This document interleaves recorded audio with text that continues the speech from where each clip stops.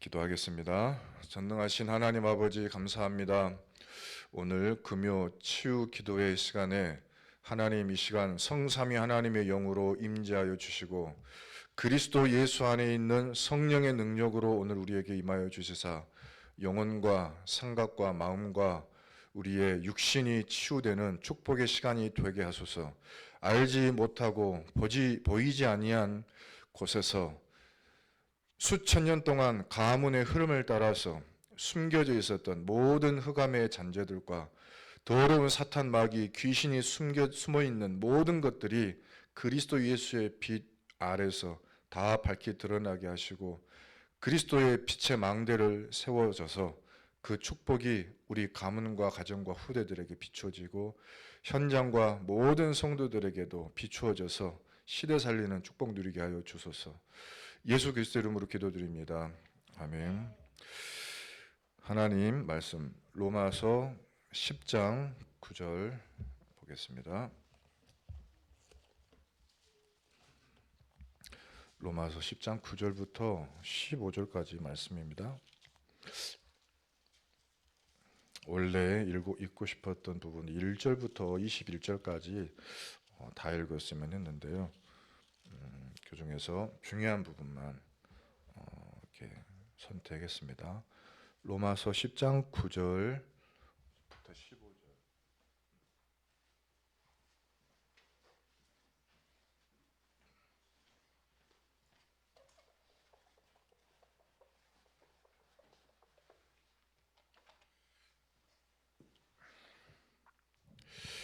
자, 우리 같이 한 목소리로 읽어보겠습니다.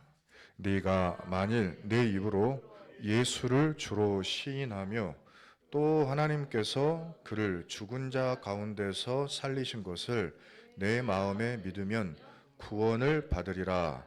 사람이 마음으로 믿어 의에 이르고 입으로 시인하여 구원에 이르느니라.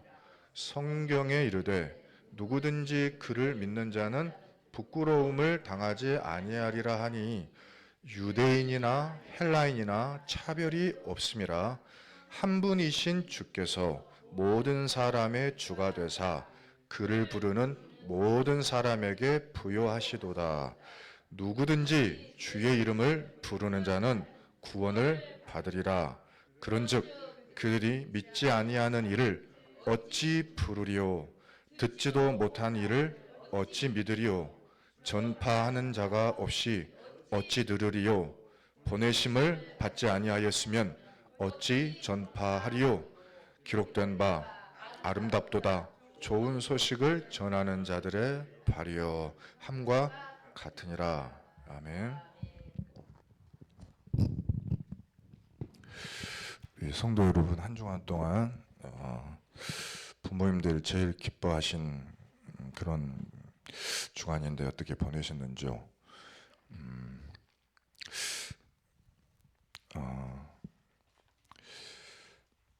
저는 이번 한 주간 동안에 가정에 가장 중요한 게 뭘까 그런 것을 생각해보는 좀 그런 시간이 됐습니다. 우리 교회 또 이번에 그 바깥에 야외 예배 나가셔가지고 또 성도가 이렇게 원네스 되는 건 얼마나 중요한가 이런 걸 아마 보셨겠죠. 저도 저 나름대로 그날 현장이 있어가지고 좀 멀리 가는 바람에 함께 하지 못했는데 사진 보니까 너무 좋게 보이더라고요.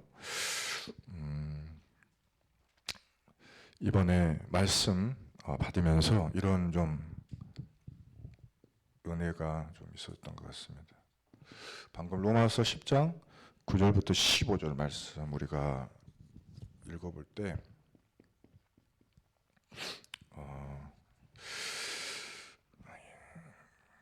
이렇게 말씀하셨죠.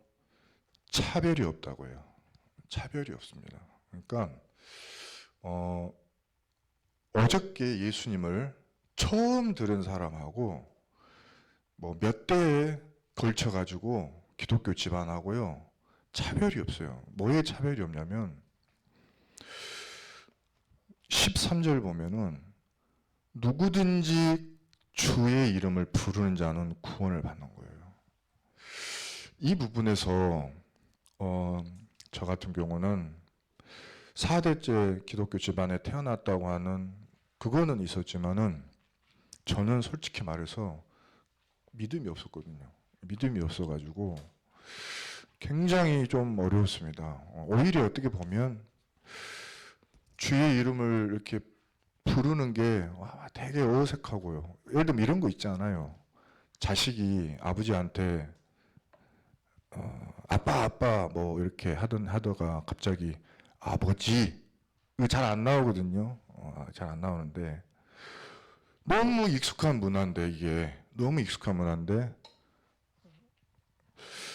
그래서 이제 더 이 뭐랄까요, 누리기가 어려운 거죠. 근데 불신자 상태에 있었던 사람이 복음 한번 딱 듣고서 완전 믿게 되는 그런 경우를 혹시 여러분 보셨어요?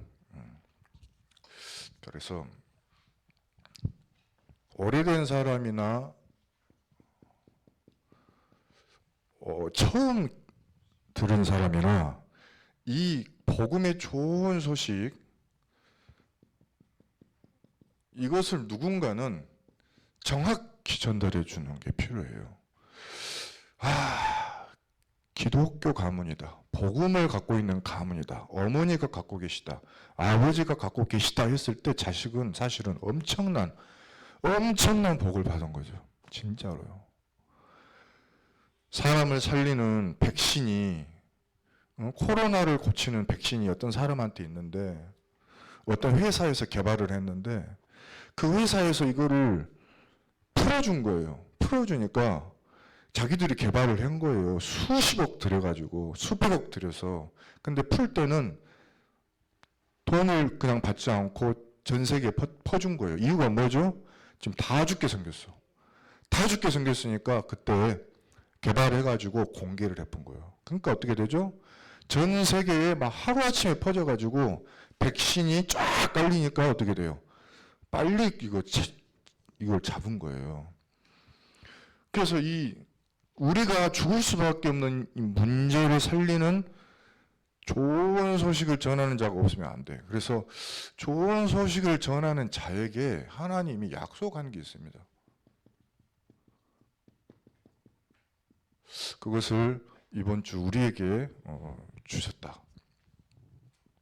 현장에는 보니까, 저는 이제 불신자 이렇게 말을 했는데, 어떻게 제가 좀 보니까요, 불신자라기보다는 표현이 이거에 맞는 것 같더라고. 뭐냐면 영적으로, 저번에 제가 무식한 사람, 무식자 이렇게 표현했는데 그게 아닌 것 같고, 지혜가 없는, 그 부분에 대해서 알지를 못한 거. 알지자거든요.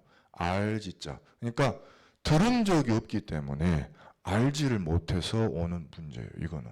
그래서 영적인 부분에 대해서 무지하니까 현장이 어떻게 돼요?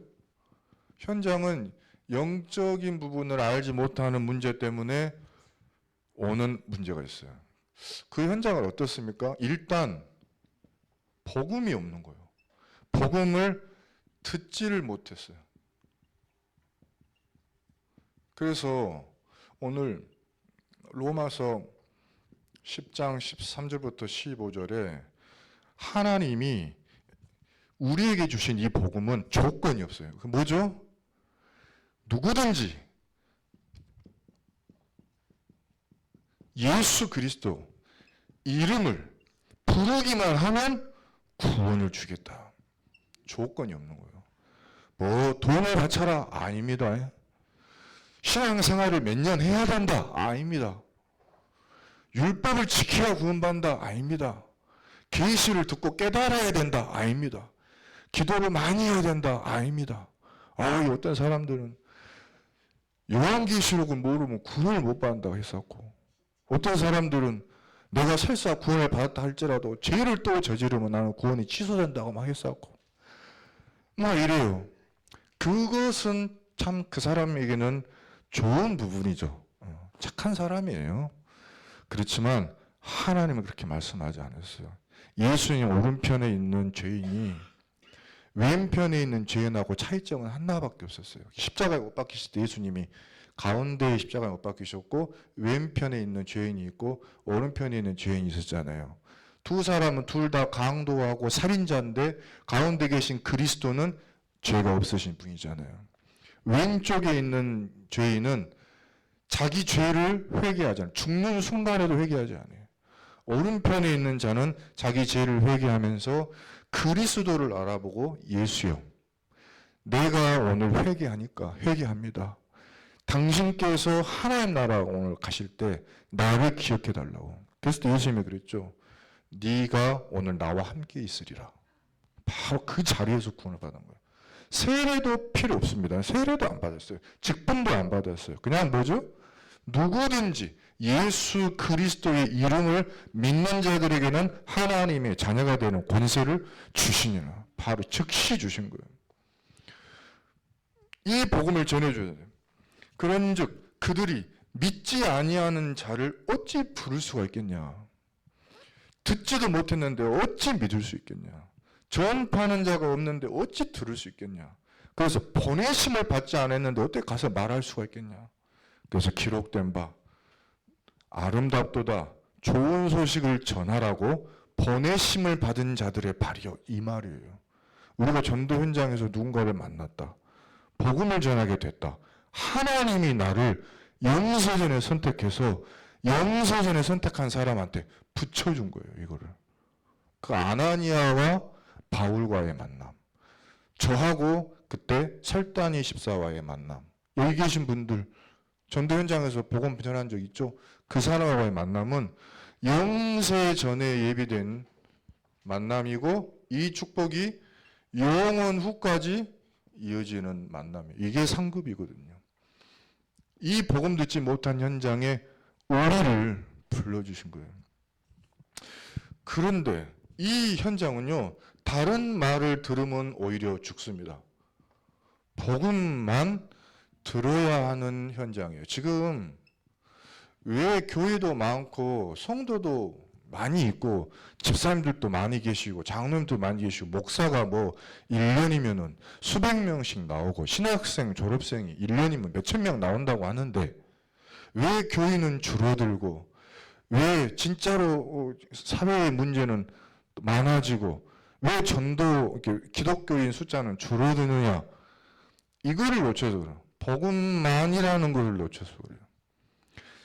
현장 살릴 수 있는 방법은 복음만입니다. 그래서 로마서 10장 17절 보니까 우리가 듣는 것은 우리의 믿음은 언제 생기느냐? 아니, 알지 못하기 때문에 들어야 되는데 뭘 들어야 되고 뭘 믿어야 됩니까? 우리가 믿는 거는 말씀 들을 때 나는데 뭘 들어야 되죠?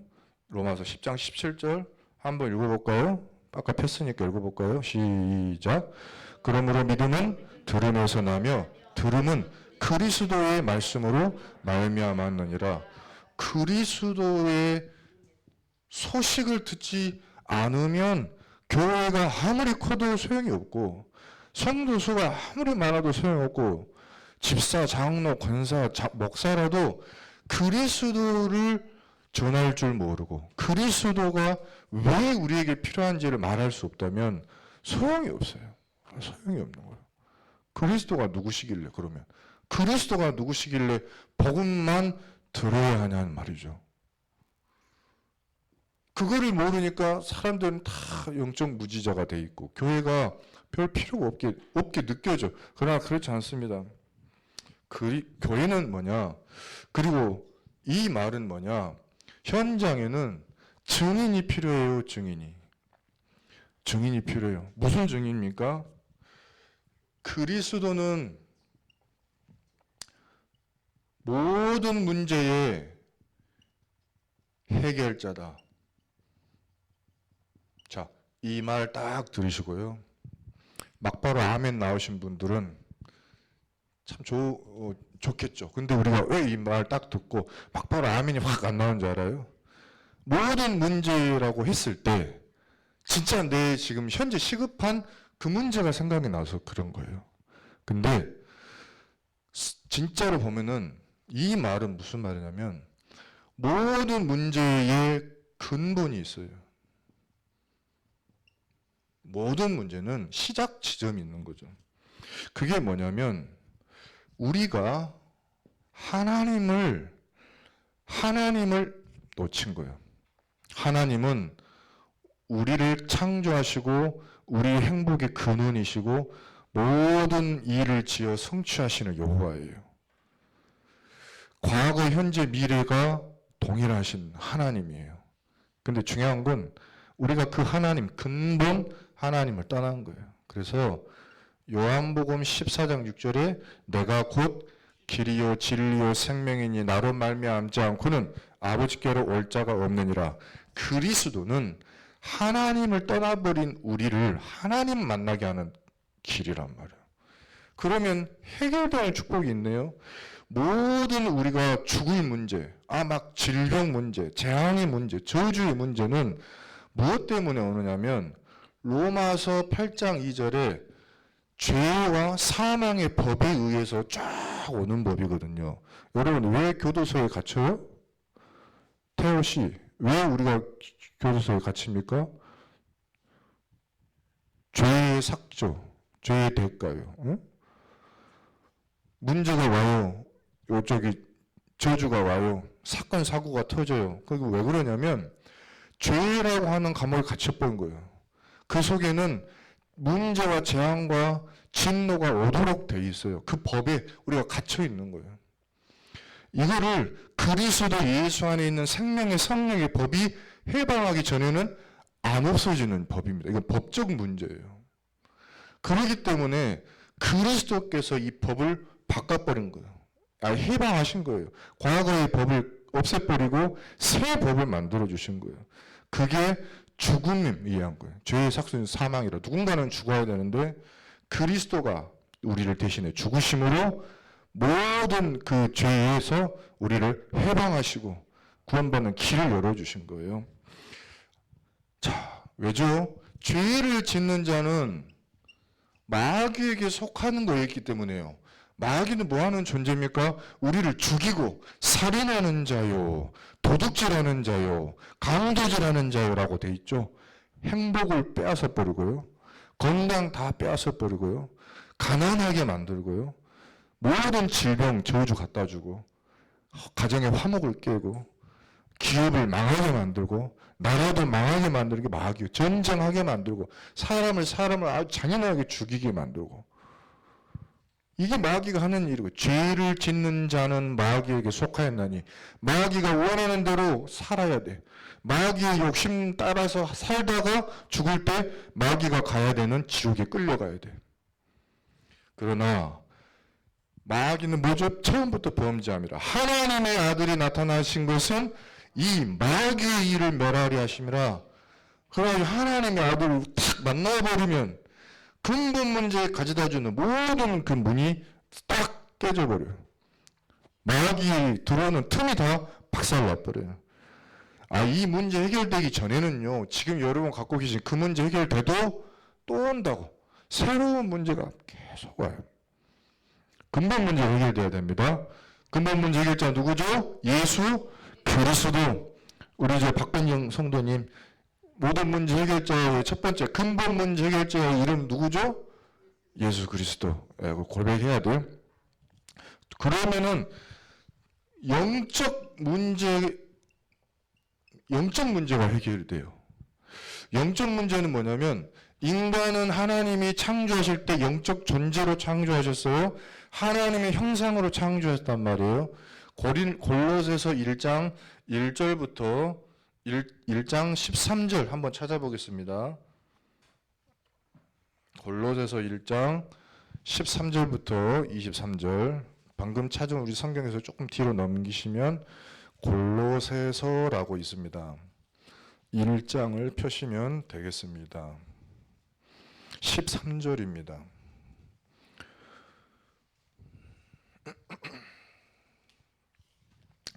그리스도가 누구시냐? 골로새서 1장 13절.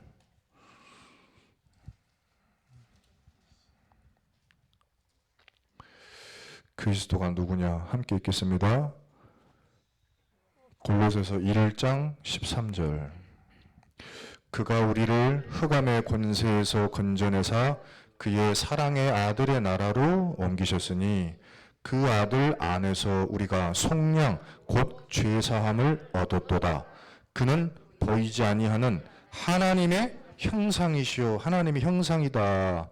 모든 피조물보다 먼저 나신 이시니 만물이 그에게서 창조되되 하늘과 땅에서 보이는 것들과 보이지 않는 것들과 혹은 왕권들이나 주권들이나 통치자들이나 권세들이나 만물이 다 그로 말미암고 그를 위하여 창조되었고 또한 그가 만물보다 먼저 계시고 만물이 그에 함께 섰느니라. 그는 몸인 교회의 머리시라. 그가 근본이시요 죽은 자들 가운데서 먼저 나신 이시니 이는 친히 만물의 으뜸이 되려 하심이요. 이렇게 쭉 하나님이 우리에게 말씀을 주셨습니다. 자, 그래서 우리에게 21절 한번 볼까요? 20절 시작. 그의 십자가의 피로 화평을 이루사 만물 곧 땅에 있는 것들이나 하늘에 있는 것들이 그로 말미암아 자기와 화목하게 되기를 기뻐하심이라. 전에 악한 행실로 멀리 떠나 마음으로 원수가 되었던 너희를 이제는 그의 육체의 죽음으로 말미암아 화목하게 하사 너희를 거룩하고 흠 없고 책망할 것이 없는 자로 그 앞에 세우고자 하셨으니 만일 너희가 믿음에 거하고 터 위에 굳게 서서 너희 들은 바 복음의 소망에서 흔들리지 아니하면 그리하리라. 이 복음은 천하 만민에게 전파된 바요 나 바울은 이 복음의 일꾼이 되었노라. 아멘.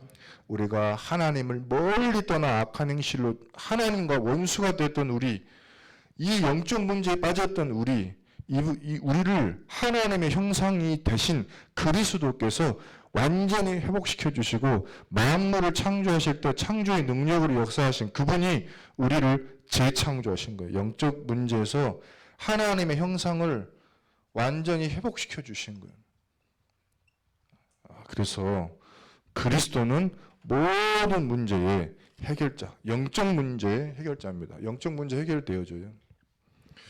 그 다음에 정신 문제 해결자입니다. 우리에게 마태복음 11장 28절에 보니까 참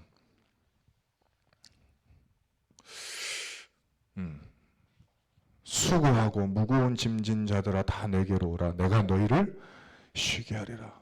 얼마나 평안치 않아요? 얼마나 평안하지 않아서 평안이 없고 두렵고 각종 공황증. 이번에 우리 김호중 씨 그 친구가 원래 아주 고아 출신이에요. 고아. 아버지가 없고 어머니가 없고 할머니가 키웠어요. 자랄 때 어둠의 현장에서 자란 애예요. 주먹질하고요. 깡패였어요. 원래가. 많은 사람들 괴롭히던 애예요. 원래. 근데 선생님 한 분을 잘 만난 거예요. 학교 다닐 때. 그분이 얘를 말씀 주고 복음 전해주고 좀 그런 거예요. 근데 얘가 다 바뀐 건 아니야. 많이 노력했어요. 그러다가 조금 이렇게 사람들이 좋아하게 됐는데 워낙 실력이 뛰어나니까 됐는데 많이 치유가 왔거든요. 그런데 이 친구가 하도 오래된 문제예요. 깊은 곳에 이게 숨어 있는 거죠. 나오는 거죠, 이게. 그래가지고 중독, 무언가에 빠져 있는 거, 자기도 모르게 어딘가에 그 상처, 과거의 상처, 밤에 잠 못 자고 막 이런 거 있을 거 아닙니까? 그러니까 한 잔 먹어야 돼, 막 이런 거. 그러니까 정신의 병, 이런 병들이 다시 기어 나오고 막 다시 기어 나와요. 그래서 평안이 없는 거예요. 주님이 우리에게 주신 평안 없으면 안 돼요. 요한복음 14장 27절에 주님 말씀하셨어요. 평안을 너희에게 끼치노니 곧 나의 평안을 너희에게 주노라. 내가 너희에게 주는 것은 세상이 주는 것과 같지 아니하니라. 너희는 마음에 근심하지도 말고 두려워하지도 말라. 여러분 술 한 잔 쫙 먹으면 여러분 다 경험 있을 거 아닙니까? 평안한데 그건 가짜 평안이잖아요. 가짜요. 진짜가 아니요. 가짜요. 근데 그거 좀 시간이 지나면 오는 게 뭐죠? 숙취. 그 다음에 깨고 나면 사건, 사고 일으킨 거, 이런 거. 야, 그래가지고 이 김호중이 지금 큰일 났네. 근데 큰일도 아니요. 뭐냐? 진짜 치유를 받기 위한 어떻게 보면 또 과정이에요. 들켜야 돼. 인정을 안 하면 안 되는 거예요. 내가 아직 치유가 안 됐는데 치유된 척하고 살아가면 들켜요. 빨리 들킨 것이 낫습니다. 더 성공하고 망하면 진짜로 하나님 얼굴에 먹칠하는 거예요. 빨리 들켜야 돼요. 그런데 여러분 보세요. 그리스도 예수 안으로 계속 들어가면 반드시 이 문제, 정신적 문제, 평안함 하나님이 치유해 주시고 고쳐 주셔요. 자, 여러분 세상은 이 속에서 고통을 받고 있습니다. 육신 문제요. 주께서 이 세상에 오셔서 제일 먼저 하신 게요. 치유하시러 자꾸 다니셨어요. 왜냐하면 하나님을 떠난 인간은 반드시 영적 고장이 와. 영혼의 고장 오면 정신병화, 정신병과 영혼의 고장난 상태로 돌아다니다가 육신의 문제 오게 돼 있어요. 그건 어쩔 수가 없어요. 그래서 마태복음 8장 16절부터 17절에 사람들이 귀신 들린 자를 많이 데리고 오고, 여러분 우리 육신은요 집입니다. 집 안에 이게 들어와요. 들어와서 방을 만들어요. 큰 방, 작은 방, 깊은 방, 저기 지하방, 옥탑방, 다락방 만들어서 숨어 있습니다. 이게요. 그래서 제가 저번에도 말씀드렸다시피 분명 나는 예수님 믿고 구원받아 하나님 자녀 맞는데 흑암이 자꾸 틈타는 그런 경우 있어요. 그리고 분명 이 사람은 예수님 믿고 예수님도 고백하고 말이지, 태호같이 예수님도 고백하고 성경책도 쓰고 별짓거리를 다 하는데 왜 근원적으로 안 없어지고 반복되느냐 하면 자기가 절대 문을 안 열어주고 걸어 잠근 방이 있어. 글로 기어 들어가는 거예요. 숨어 들어가. 그리스도를 거기 안에도 영접해야 되는 거예요. 그게 무슨 상처입니까? 사람이 준 상처입니까? 오픈해야 돼.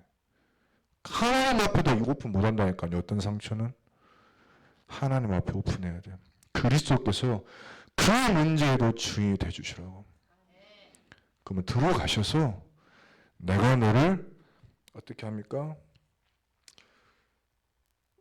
예수께서 말씀으로 귀신들을 쫓아내시고 병든 자들을 다 고치시니 이는 선지자 이사야를 통하여 하신 말씀에 우리의 연약한 것 친히 담당하시고 모든 병을 짊어지셨도다 함을 이루려 하십니다. 수고하고 무거운 짐진 자들아 다 내게로 와서 네 짐을 내게 다 맡겨라. 맡기세요. 상처 다 하나님께 드려요. 예수님께 맡기면 진짜로 치유 일어납니다.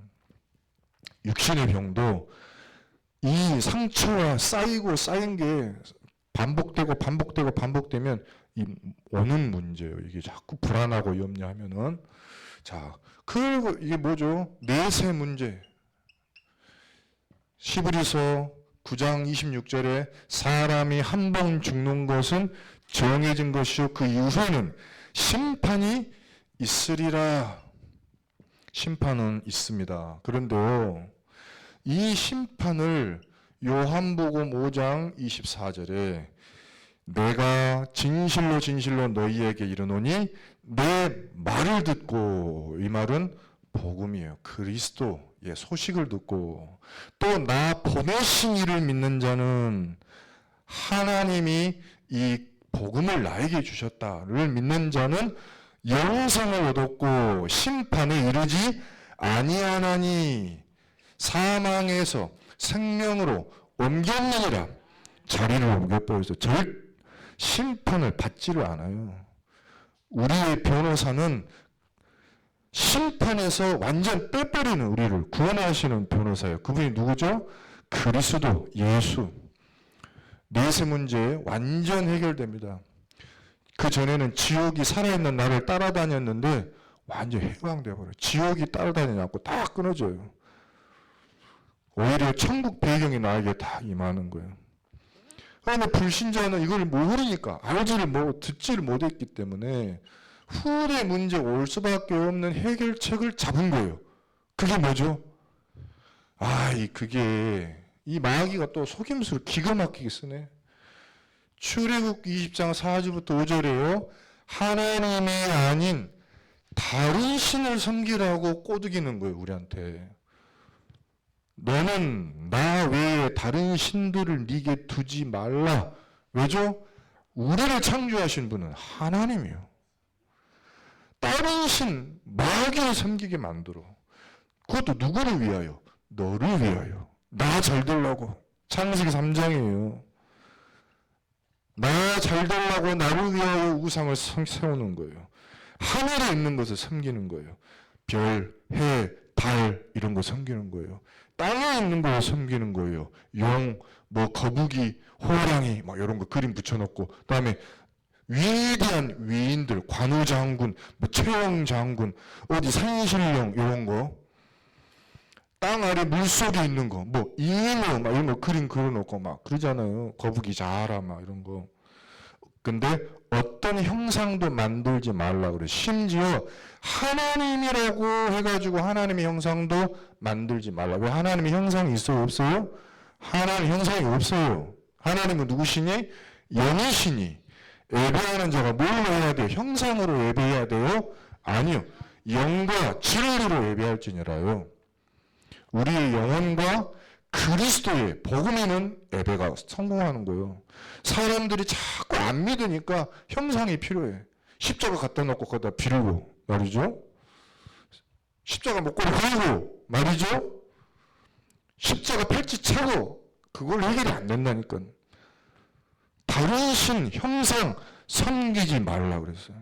십자가 그것도 어떻게 보면 우리의 예수님께서 우리의 모든 죄를 해결하신 상징이지 그게 우리 모든 문제 해결자가 아니에요. 우리 모든 문제 해결자는 누구죠? 거기에 매달린 그리스도예요. 그리스도는 지금 이 땅에 계시지도 않아요. 어디 계시죠? 하나님의 보좌에 계셔요. 성령도 눈에 보이지가 않아요. 눈에 보이는 걸로 믿으려고 하지를 마시기 바랍니다. 그 형상에 속으면 큰일 나요. 그것들에게 절하지 말고 그것들을 신뢰하지 말고 의지하지 말라. 카톨릭 귀신들 내쫓은다면 뭐부터 하는지 알아요? 십자가 형상 딱 들고 이런다니까. 성수라고 하고 물 뿌리고. 왜? 성령을 갖고 기도할 줄 모르니까 성수라고 뿌려야 돼. 이렇게 눈에 보이는 거. 이런 걸 믿음이 없어서 그래요. 알지도 못하고요. 그러나 나는 내 하나님 여호와는 질투하는 하나님인즉 나를 미워하는 자의 죄를 갚되 아버지로부터 아들에게로 3, 4대까지 이 저주가 임하는 거요. 그래서 우리가 그리스도 믿을 때 예수님께서 무엇을 해결하셨냐면 아담과 하와의 원죄를 해결해 주셨고 내가 지은 자범죄를 해결해 주셨고 나는 얼굴을 보지도 못했는데 조상들이 나 때문에 또 내 가난을 위해서 막 빌어놓은 거 있단 말이에요. 우상숭배 잔뜩 해놓은 거를 완전히 끝내버린 거예요. 조상의 죄까지 해결하신 거예요. 과거, 현재, 미래 모든 재앙을 끝내버렸어요. 이 문제를 해결받지 못하면 3, 4대까지 뭐가 전달되죠? 영적인 유산이 전달이 되는 거예요. 형제가 그래서 똑같은 문제를 당하는 이유가 뭐죠? 유산을 물려받은 거예요. 그 가문에 흐르는 독특한 영적 유산이 있어요. 이혼이 많은 가문은 그거 있습니다. 질병이 많은 집안은 그거 있습니다. 꼭 질병도 희한해. 비슷한 비슷한 질병이 걸려. 암만 쫙 걸리는 집안이 있고 자꾸 사고가 나는데 머리통만 다쳐. 꼭 머리만 다쳐갖고 바보가 돼 사람이. 그런 집안도 있고요. 귀신 들리는 집안, 무당 집안은 대대손손 귀신 들리잖아요. 이 문제를 누가 해결하셨다? 그리스도가 해결하셨다. 이 문제에서 나의 문제, 근본의 문제, 영원 전에 우리 조상들의 문제, 내 문제, 나의 후대의 문제까지 끝내셨어. 그것이 바로 모든 문제야. 이 속에 있다 보면 엄청난 축복이 오는데 그게 바로 이 축복이에요. 근데 이거를요, 참. 알잖아요. 알아. 안단 말이에요.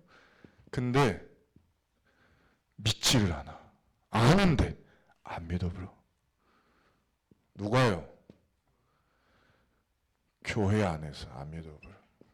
성도가 안 믿는다고 이걸. 그래서 어떤 상황이 돼요? 예배에 실패합니다.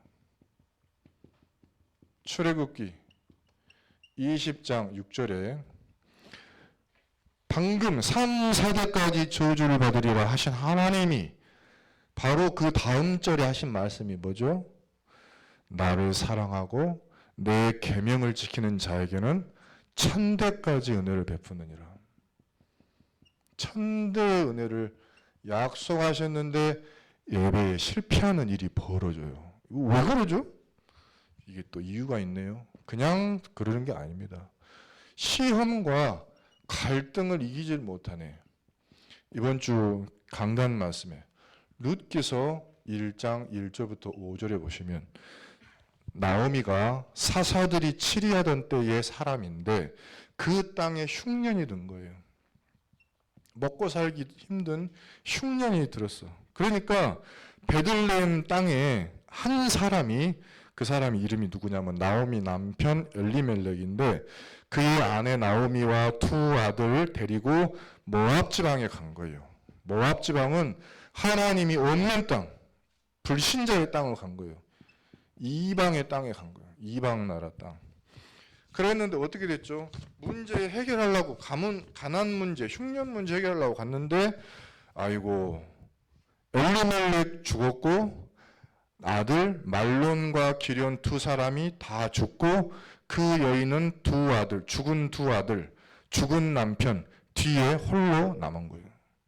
문제 해결됐어요? 더 큰 문제 오는 거예요. 예배 실패하고 시험 갈등 빠져가지고 있다 보니까 이 더 큰 문제가 오는 거예요. 이게 마귀의 전략이거든. 근데 참 감사한 게 좀 기다렸더니 어떻게 돼요? 그 베들레헴에 도로 풍년이 와버렸어. 이때까지 못 기다리는 거죠. 기다리지를 못하는 거죠. 왜 그런가? 이것도 이유가 있어요. 불신앙 때문입니다. 우리가 불신앙을 하면 말씀에 자동으로 불순종하게 되는 결과를 낳아요.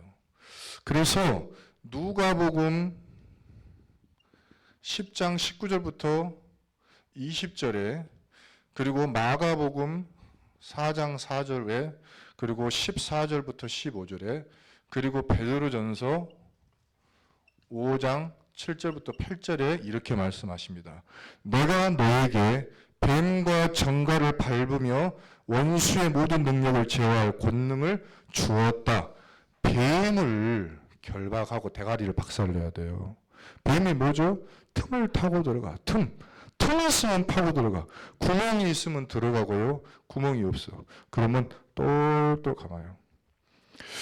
무슨 말이냐? 만약에 저와 여러분 여기 혹시 속에 그리스도가 그 안에 주인이 안 되는 사람한테는 교회 안에 예배 시간에 앉아 있는데도 뱀이 들락날락이 가능한 거예요. 근데 그리스도가 주인은 맞아. 그런데 이 사람을 어떻게 할 수는 있냐면 똘똘 감을 수는 있는 거예요. 뱀이 먹지는 못하는데 감아. 그래가지고 이게 귀를 막아요. 말씀이 안 들어가. 그 다음에 그 말씀이 딱 들어갈 타이밍만 되면 멍하게 만들어. 뭐 이유를 모르겠어. 일단 혼미하게 만들어. 그리고 분명히 똑똑한 사람인데, 나 똑똑한 사람인데 하나님 말씀 아무리 들어도 이해가 안 돼. 이해가 안 돼. 바보가 돼. 갑자기 IQ가 확 떨어져. 근데 그거는 그 사람 잘못이 아니고 누구 때문이다? 이게 하는 거라니까요. 근데 깜짝 놀랐어. 한 사람을 데려다 놓고 예수 그리스도 이름으로 계속 복음을 전파하는데 IQ가 좋아져요. 갑자기 사람이 말을 알아듣기 시작하고 대화가 통하게 되고, 얘 무슨 정신병 환자 아니야. 내가 처음에는 그랬는데 아니라는 걸 알게 됐어. 그게 마귀라는 걸 알았어. 그 다음에 똑같은 성경 구절이 뭐라 그랬죠? 내가 너에게 뱀과 전도를 밟는다. 이게요, 예배 시간에 하나님 말씀 딱 들을 때 마음 속에 확 솟구치는 분노, 불신앙, 아니야. 메시지를 전하는 목회자를 향한 공격하고 싶은 마음, 반박하고 싶은 마음, 자리에서 뛰쳐 일어나서 나가고 싶은 마음, 이런 마음들을 줘요. 내가 이번에 한 청년을 만났는데 걔가 그런 상태더라고. 뭐냐면 틱이라는 게 있어요. 틱 뭔지 알아요? 이렇게 얼굴 이렇게 한 것도 틱인데 말로 틱을 하는 애들이 있어. 예를 들면 그 심하면 뚜렛 증후군이라고 그래요. 막 욕을 해. 이렇게 아히야 하면 쌍욕을 그냥 하는 거예요. 막 하는 건데 얘가 뭐냐면 예배 시간에 그러는 거예요. 예배 시간에. 그래가지고 그거의 정체가 뭔가를 알았는 거예요. 저도 몰랐다가 알은 거예요. 아, 이게 이거구나. 갑자기 그 욕설을 하지 않으면 마음이 화가 안 풀리는 충동이 갑자기 온다는 거예요. 그래가지고 한마디 화가 나면 시원한 거예요. 우리 이거 하면 시원하잖아. 이런 거 있는 사람들은 해야 시원하거든요. 그러듯이 해소가 되는데 뭐 할 때 근데 해소가 된다고? 하나님의 말씀에 공격할 때, 자기가 거부할 때 시원한 거예요. 이거는 정갈의 상태예요. 또 하나님 말씀에서 마가복음 4장 4절에 뭐가 있다? 뿌릴새 말씀 또 더러는 길가에 떨어짐에 새들이 와서 먹어버렸고, 이 말씀을 해석을 해주셨어요. 너희는 씨 뿌리는 비유를 들으라 하시고, 마가복음 4장 14절부터 15절에 예수님이 직접 설명해 줬는데, 뿌리는 자는 말씀을 뿌리는 것이라, 말씀이 길가에 뿌려졌다는 것은 이들을 가리킴이니 곧 말씀을 들었을 때에 사탄이 즉시 와서 그들에게 뿌려진 말씀을 빼앗는 것이요. 빼앗아 가버려요. 누가? 새들이 와가지고 이 빼앗아 가요. 말씀을 실제로 빼앗아 가요. 예배 딱 들어가서 뒤 돌아선데 생각이 안 나. 예배 드리는 바로 그 순간에 뺏어 가요. 일주일 내내 당연히 응답 없고 길가에 그 분주한 상태, 돌짝 상태, 가시 상태 반복돼. 그리고 어떻게 되죠? 베드로전서 5장 7절에 너희 염려를 다 주께 맡겨라. 이는 그가 너희를 돌보심이라. 주가 너를 돌보시니까 염려를 다 맡겨. 근신하고 깨어서 맡겨. 그러지 않으면 너희 대적 마귀가 우는 사자같이 돌아다니면서 삼킬 자를 찾나니. 염려, 근심, 걱정에 먹혀버려요. 사자가 얼마나 힘셉니까? 확 한 방 치면 자빠져 버리는 거예요. 이렇게 시험 갈등 한 방 와버리면 싹 다 자빠져 버려요. 불신앙과 불순종을 이길 권능을, 원수의 모든 능력을 제어할 권능을 너희에게 내가 주었노니. 예수 그리스도의 약속입니다. 너희를 해칠 자가 결코 없으리라. 그러나 귀신들이, 이 귀신들은 반드시 여러분이 예수 그리스도를 결박하면 항복해요. 귀신들이 너희에게 항복하는 것으로 기뻐하지 말고 너희 이름이 하늘에 기록된 것으로 기뻐하라. 내가 구원받고 하나님 자녀가 됐다는 믿는 신자가 되라. 불신자 되지 말고. 엄청난 축복이에요. 진짜로 믿으면 예배 성공하게 되고 시험 갈등 초월해서 이게 응답이다 하게 되고요. 불신앙 불순종 뛰어넘고 진짜 응답을 받게 됩니다. 그게 바로 전달자의 축복이에요. 영적 전달자, 참 교회의 축복을 누리게 됩니다. 이 부분은 빨리 요약할게요. 민수기 2장 2절에 우리가 멈춰 있을 때, 어디를 가야 될지 모를 때, 어떻게 하지? 할 때 뭐 하냐면 성막 중심으로 장막을 피면 돼요. 여러분, 뭐 하지? 어떻게 해야 될까? 어디로 가야 할까? 그러면 제일 먼저 하실 게 성막 중심으로 장막을 피시면 돼요. 나의 모든 들어가고 나가는 것을 언약 방향으로 세팅을 딱 하시면 돼요. 그것이 제일 첫 번째예요.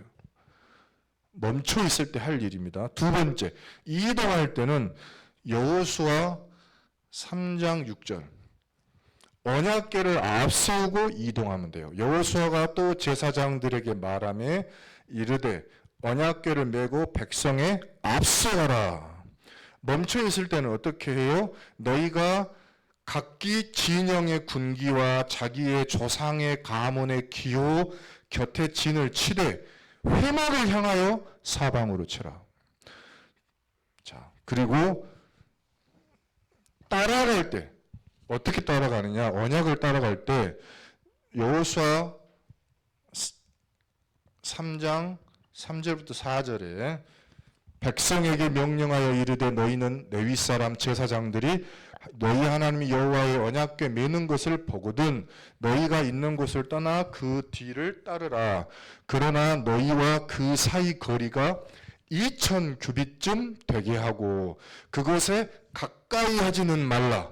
그리하면 너희가 행할 길을 알리니 너희가 이전에 이 길을 지나보지 못하였음이니라.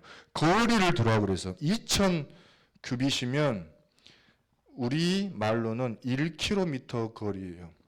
1km 거리를 두고 언약궤를 따라가고 가까이 하지 마라. 이유가 뭔지 알아요?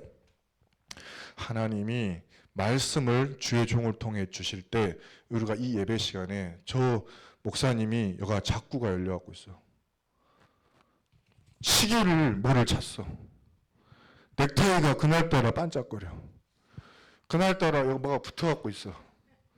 그날 방송 시스템이 개판이요. 영상이 자글자글해. 신경 써서 예배를 못 드리겠네. 그러고 예배를 다 실패하는 거예요. 그래서 그거 보지 말고 제사장이 언약궤 메고 간 뒤 양말이 빵꾸가 나서 그거 보고 가니라고 헤헤 저 웃긴 거 봐라. 이러다가 언약 놓쳐요. 왜 그 길을 가는지를 놓쳐요. 그러지 말고 거리를 멀리 두면 상관이 없어. 언약궤 가는 방향만 따라가면 되는 거예요. 제사장이 어떻게 생겼는지 상관이 없어. 뭐를 먹었는지 상관이 없어. 냄새가 나든지 말든지 상관이 없어. 옷을 앞으로 입었든 뒤에 입었든 상관이 없어. 뭐만 따라가면 돼요? 언약궤 따라가는 거예요. 그 목사님이 설교를 어떻게 하든 상관이 없다니까요. 그 축복을 누리는 게 진짜 영적 전달자, 참교의 축복을 누린 것입니다. 실천할 때는 어떻게 하냐? 여호수아 6장 10절. 하나님의 말씀을 듣고 실천할 때는 여호수아가 백성에게 명령하여 이르되 너희는 외치지 말아라. 너희 음성을 들리게 하지 말고 너희 입에서 아무 말도 내지 말라. 그리하다가 내가 너희에게 명령하여 외치라. 하는 말을 외칠지니라. 그 에스더한테 모르드게가 말하지 마라. 너 유대인인 거 말하지 말라. 할 때 말하지 말고 이제 말해라. 할 때 말하면 되는 거예요. 그러니까 이게 뭔 말입니까?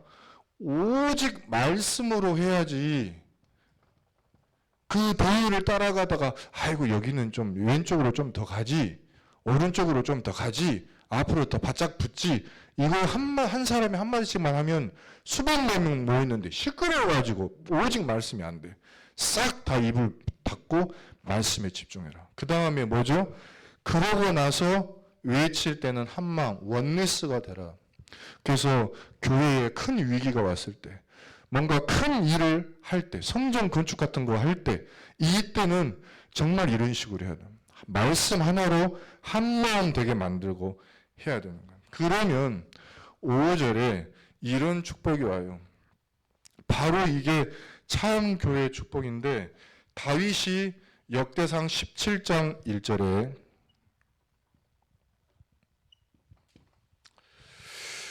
다윗이 그의 궁전에 거주할 때 다윗이 선지자 나단에게 이르되 나는 백향목 궁에 거주하거늘 이거는 여호와의 언약궤는 휘장 아래에 있도다. 이거 좀 중요해서 역대상 한번 펴보겠습니다.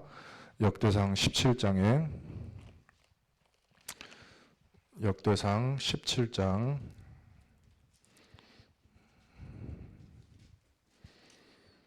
이제 마지막이어서요.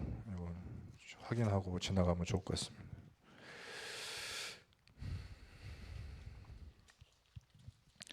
다윗이 아주 좋은 말을 한 거죠.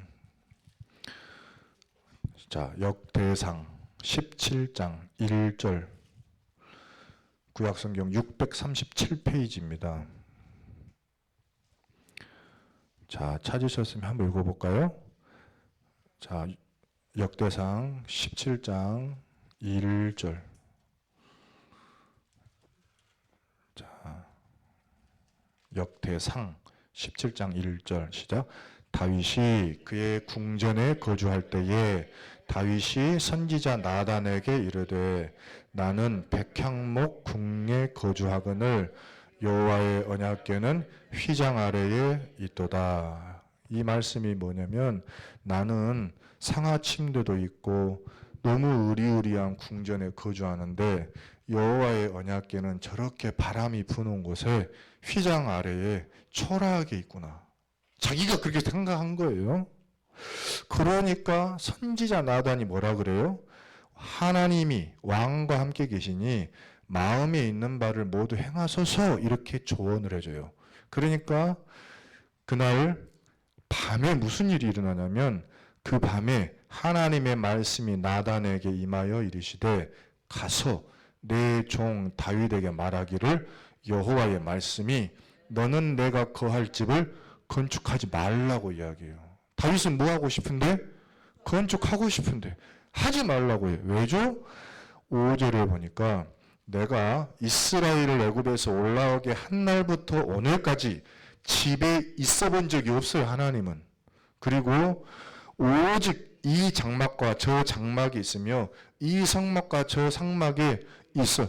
그러니까 정처 없이 나는 다녔어. 원래. 그리고 6절에 이스라엘 무리와 더불어 가는 모든 곳에서 내가 내 백성을 먹이라고 명령한 이스라엘 어느 사사에게 내가 말하기를 너희가 어찌하여 내 백향목 집을 건축하지 아니하였느냐고 내가 말한 적이 있냐? 없잖아요. 하나님은 내 집 백향목으로 건축해라 말한 적이 없다고요. 7절에 뭐라고 그랬어? 또한 내 종 다윗에게 이처럼 말하라.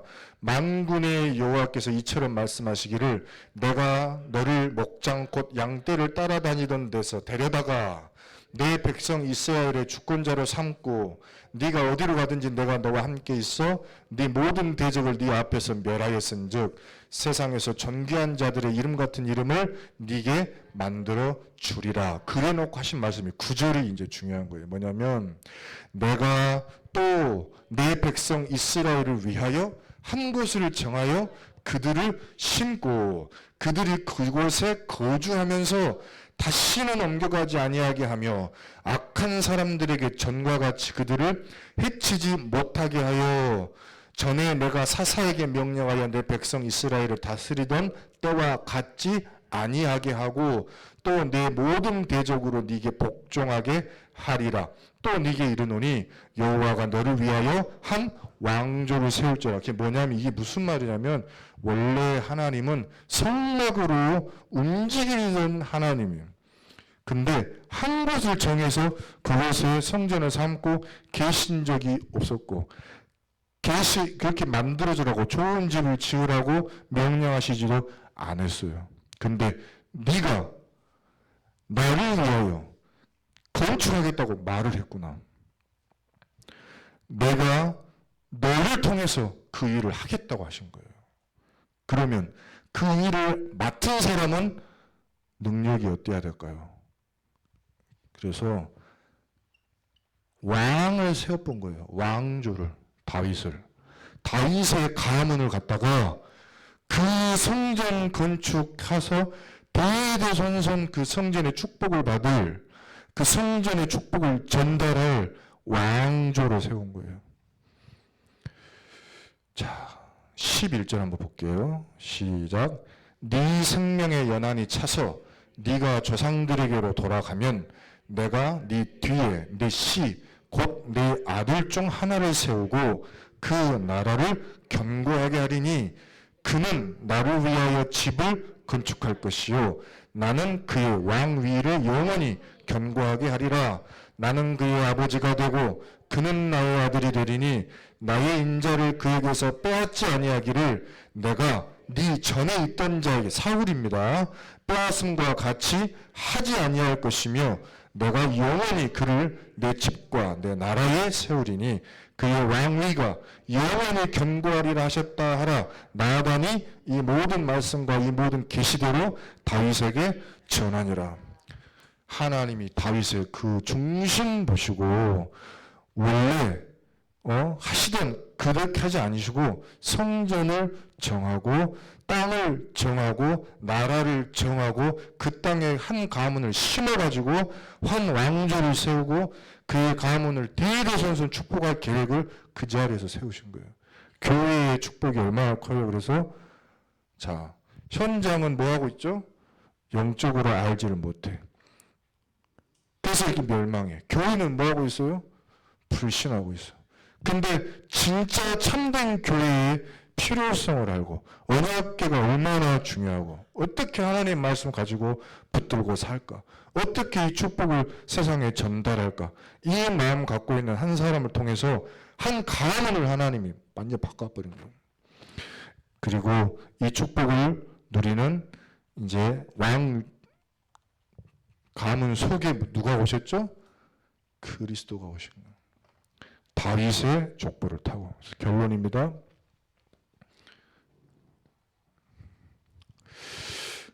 이번 주 강단 말씀, 아브라함과 이삭.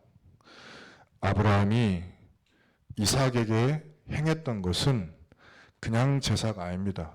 피제사지. 이삭이 그냥 순종한 게 아닙니다. 아브라함 아버지가 피제사 드리려고 하는데 제물이 없어.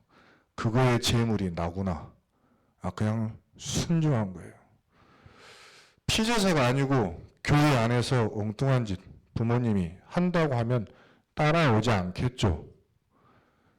피제사를 드린다고 하니까 따라오는 거예요.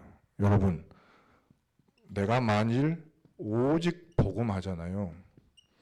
후손들이 여러분 보고 반드시 따라옵니다. 반드시 따라옵니다. 아멘 하시기 바랍니다. 여러분이 교회 안에서 다른 거 생각 안 하고 복음하겠다고 하면 후손들이 순종하게 돼 있어요. 나를 죽이세요라고 해도 따라오게 돼 있다니까요. 믿으시기 바랍니다. 나오미가 위기 오니까 도망쳤어요. 그 남편이 도망쳤지. 자기도 거기 살다가 어려움 당했죠. 근데 돌아가기로 한 거예요. 하나님이 원래 우리 땅, 우리 교회 축복하셨구나. 내가 진짜로 하나님께 가야지. 나를 절대 버리지 않아요. 나를 반드시 회복시키시고 축복시키시는, 축복 주시는 하나님께로 내가 돌아가야지 하고 오직 예배를 회복한 거예요. 예배 실패했다가 예배 회복하기로 한 거예요. 그럼 며느리가 그 어머니를 따라간 거예요. 그 어머니. 그랬더니 어떻게 돼요? 그 며느리가 엄청 힘들었는데 시어머니, 그 예배 회복한 그 시어머니의 말씀 따라가다가 복을 받은 거예요. 엄청난 복을 받은 거예요.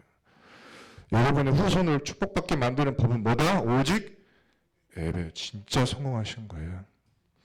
그 다음에 세 번째 뭡니까? 다윗 왕이 자기가 봤을 때 이 복음과 말씀, 이게 언약이거든요. 이 언약을 정말로 전달하고 지키고 파수할 교회가 도대체 어디 있느냐? 없지 않아요. 이거를 자기와 후대들이 해야 되지 않을까? 언약을 탁 붙잡았는데 진짜로 복음을 현장에 전달할 참된 교회 세우겠다고 언약을 잡았는데 대대손손 하나님이 축복하신 응답을 받은 것입니다. 수대 앞에서 다윗의 응답, 솔로몬의 축복 누리시기를 예수 그리스도 이름으로 축복합니다. 기도하겠습니다. 하나님 감사합니다. 오늘 하나님이 주신 언약을 붙들고 현장에서 좋은 소식의 증인 되게 하옵소서. 예수 그리스도 이름으로 기도드립니다. 아멘.